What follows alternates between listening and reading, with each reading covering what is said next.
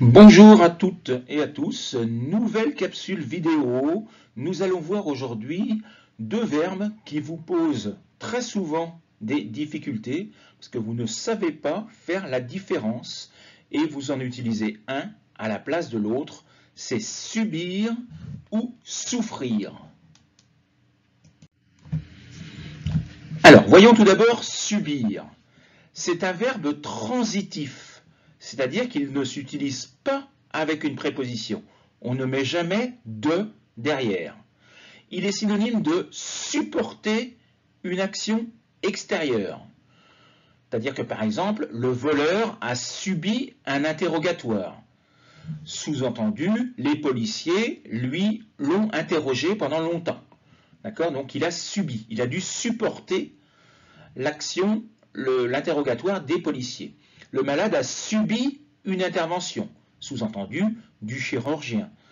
Cet élève subit le harcèlement de ses camarades, sous-entendu donc de ses camarades. J'ai subi un affront pendant la dernière réunion, c'est-à-dire que des personnes ont réagi et m'ont offensé. J'ai dû supporter cette offense faite par les autres personnes. Donc c'est toujours une action extérieure. Subir fait donc référence au responsable, plus qu'à la personne qui subit, à la différence de souffrir, qui lui fait toujours référence au sujet, qu'elle ce soit une souffrance physique ou morale. Voyez par exemple la différence entre ces deux phrases. Je souffre du harcèlement de mes camarades, c'est-à-dire c'est moi qui souffre, physiquement ou moralement, ou je subis le harcèlement de mes camarades, c'est-à-dire je dois supporter ce harcèlement. Souffrir, quant à lui, peut être transitif ou intransitif.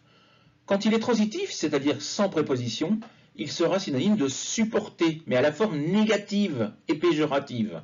Je ne peux plus supporter ou je ne peux plus souffrir ce type. Il est également synonyme de permettre. C'est très littéraire.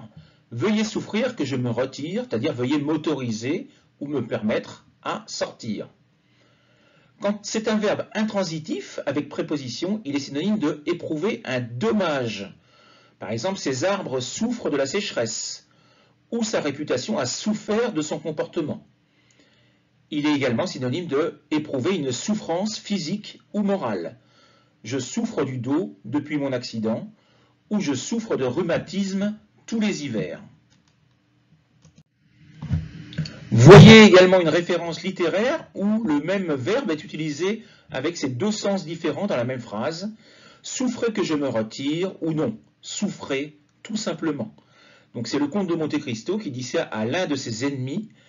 Donc dans le premier, il demande l'autorisation de partir et dans le deuxième, il lui dit souffrez, c'est-à-dire ayez mal tout simplement.